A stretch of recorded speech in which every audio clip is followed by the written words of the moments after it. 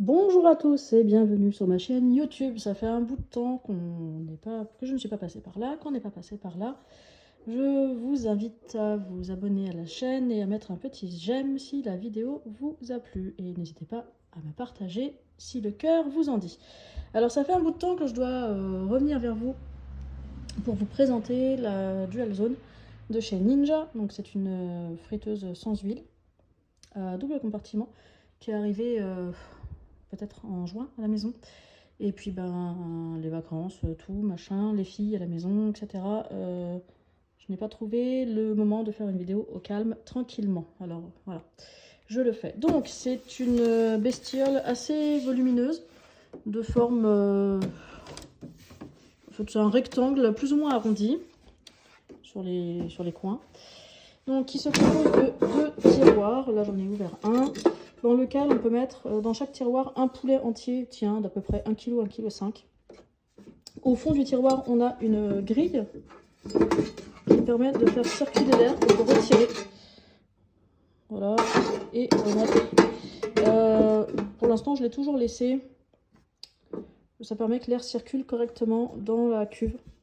Donc voilà. Alors je rappelle pour ceux qui ne sauraient pas que je suis aveugle, donc c'est pas forcément toujours bien cadré. Je fais de mon mieux. Je n'ai pas de caméraman avec moi, ni je ne sais quoi. Je ne vais pas couper, découper, recouper. C'est fait comme c'est fait. Voilà, j'espère que c'est visible et compréhensible. Donc, nous avons un tiroir à gauche et un tiroir à droite. On a une poignée sur chaque tiroir. Pour l'ouvrir, j'ai le téléphone dans la main gauche, aisément de la main droite. Sachant que je suis gauchère, normalement, donc tout va bien. Sur cet appareil, nous avons mis, pour l'adapter, des petites gommettes. Parce qu'en fait, c'est des boutons à fleur de coque. Ils sont pas tactiles, mais ils sont à fleur de coque. Donc, on en a un tout en bas, en bas à gauche. Comment vous expliquer? Ça ferait comme un écran, mais ce n'est pas un écran. Sur la façade, nous avons un rectangle, plus ou moins, sur lequel on a 1, 2, 3, 4, 5, 6, 7, 8, 9, 10, 11, 12, 13, peut-être 13 boutons. Donc on a celui tout en bas à gauche pour allumer et éteindre. Sur sa droite, pour sélectionner le panier de gauche lorsqu'on veut se servir des deux paniers, puisqu'en fait on peut s'en servir de l'un ou de l'autre, ou des deux à la fois. Et les deux n'ont pas forcément le même mode de cuisson, donc c'est vraiment l'avantage. Donc le bouton pour sélectionner le programme, le tiroir de gauche, je vais y arriver, c'est le matin, tout va bien. Si on reste sur le bas, tout à droite, on va avoir la même chose au-dessus du tiroir de droite. Le bouton se situe à peu près au-dessus de la poignée. Si on part de la poignée, on remonte son doigt, on arrive sur le bouton. J'ai pas mis moi de petits gommettes en relief parce que je sais où il se situe. Je sais que si je suis sur la poignée, je remonte et j'arrive dessus.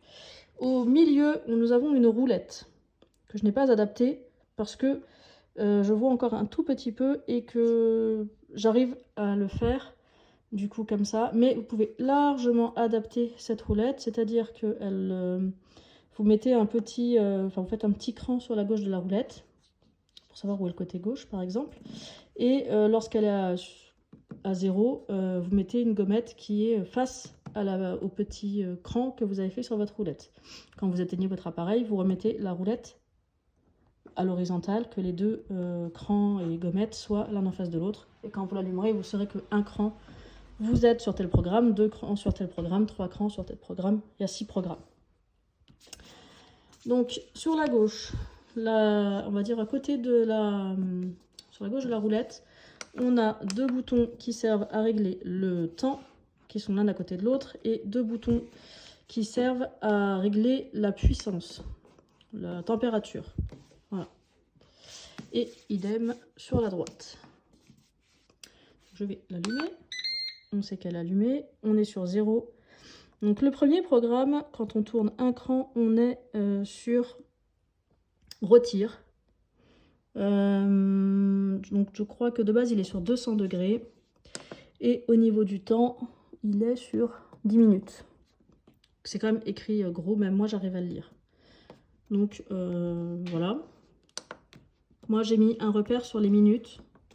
Et bon, je sais que si j'ai besoin, en dessous, c'est pour monter ou descendre la température. Donc 240, etc. Le deuxième programme, c'est... hop là. Ah, je l'ai éteint. Quelle idiote. Le deuxième programme, voilà, merci. C'est le programme Airfry. Donc c'est celui que j'utilise le plus. Voilà, qui est de base, je crois, sur 240. Et il doit être sur 20 minutes. Non, il est sur 10 là. Peut-être. Oui, il est sur 10. Ah non, voilà. Je recommence. Le deuxième programme est sur 200 et sur 20 minutes. Le premier programme pour retirer, il est sur 190 et il est sur 15 minutes, je crois, de base. Le troisième programme, hop, viens ici, c'est pour faire croustiller, c'est le crisp. Il est sur 240. Alors moi je l'utilise parfois en fin de cuisson. Par exemple si je fais des tenders ou des nuggets maison, je les mets en air fry et les 5 dernières minutes je mets en crisp pour que ça soit croustillant. Ou si je sais pas, vous avez des cordons bleus à faire, voilà, je les mets sur crisp qui sont déjà faits, voilà, je les mets sur crisp. Le quatrième programme, il me semble que c'est réchauffage. Après c'est cuisson au four. Et alors, le quatrième, il commence à 150 degrés. Le cinquième, il commence à 170 degrés. Il monte jusqu'à 240 de tête. Et le dernier programme, c'est déshydratation. Je ne m'en suis jamais servi. Il descend à 40 degrés. Donc pour déshydrater vos fruits et vos légumes. Je ne me suis jamais servi de celui-ci. Je me suis servi de crisp, de rôtir, de air fry. C'est ceux que j'utilise le plus. Je fais au four quand je mets des croque-monsieur dedans. Voilà. Donc là par exemple il est sur celui de gauche. Si j'appuie sur le bouton, voilà, il est sur celui de droite. Alors j'essaie de, voilà, celui de droite, je sais pas, je vais régler là comme ça. Et celui de gauche il est aussi réglé sur quelque chose. Donc soit je décide de mettre chaque panier différemment sur un mode, par exemple à gauche je vais avoir un poulet et à droite je vais avoir des frites. Soit dans mes deux bacs, j'ai beaucoup de monde, j'ai un poulet dans chaque bac et je veux que la cuisson soit la même. Donc dans ces cas-là, je règle le premier panier, j'appuie sur synchroniser, il va régler le deuxième panier exactement comme le deuxième et ça sera fait. Voilà. Vous pouvez aussi les régler de façon différente. Et par exemple, à gauche, je vais avoir, je sais pas, je vous dis, un poulet qui va mettre, on va dire 45 minutes de cuisson. Et à droite, je vais avoir des frites qui ont besoin d'un quart d'heure de cuisson. Eh bien, j'appuie sur le bouton et les frites démarreront que une demi-heure après pour être prêt en même temps que le poulet. C'est un peu bruyant. Si voilà, je peux faire un... Mais bon, ça reste une friteuse sans huile. Je vais l'allumer. Voilà. On a quand même le bruit de la ventile qui est là. Bon, là, je suis juste devant. Hein. Je me déplace. Je sors de ma cuisine, je suis en cuisine ouverte. Hein. Voilà. C'est un peu bruyant. Quand il a fini, il fait autant de bruit que quand je viens de le lancer là. Donc on l'entend, je vais l'éteindre. Voilà. Je l'ai rallumé d'ailleurs. Je voulais vous montrer. Hop. Alors quand on ouvre un tiroir, par exemple, et qu'il est en cuisson, il s'arrête automatiquement. On referme le tiroir, on a mélangé, on veut mettre du sel, on veut, je ne sais pas, il se rallume automatiquement. Voilà un petit peu. Ici, on a fait quand même pas mal de choses dedans. Du poulet, façon nuggets, façon tenders avec des épices. On a fait du saumon.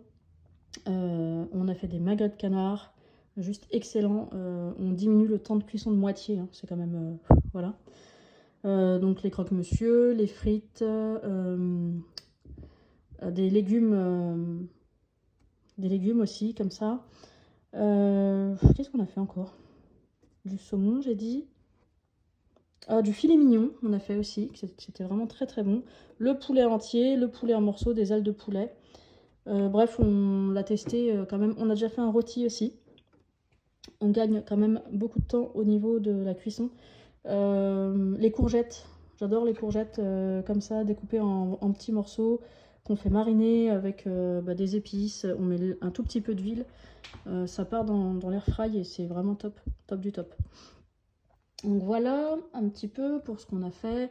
Comme je dis, ouais, le reproche que je pourrais lui faire, c'est que c'est un peu bruyant. Par contre, oui, au niveau gain de temps et d'énergie, c'est juste top. Parce que moi, mon four, quand je l'allume, il travaille déjà quand il a envie, correctement. Et deuxièmement, une fois qu'on l'a éteint, il reste à peu près encore 1 heure à se ventiler avant de s'éteindre. Donc au niveau énergie, je trouve que c'est pas terrible. Donc généralement, on privilégie maintenant l'air fry quand c'est possible. Alors oui, je vais pas mettre un grand plat à gratin dedans. Mais pour tout ce que je peux faire comme ça, tout à l'heure, ce midi par exemple, c'est cordon bleu. Pour les filles, je vais les mettre en air crisp, les cordons bleus, et ça sera réglé. Voilà, pas de matière grasse, rien de plus. Ça va chauffer pendant 10 minutes, et puis une fois que ça sera éteint, on aura fini. Voilà, j'espère que cette vidéo vous aura plu, et je reviendrai bientôt pour une autre. Bonne journée à vous!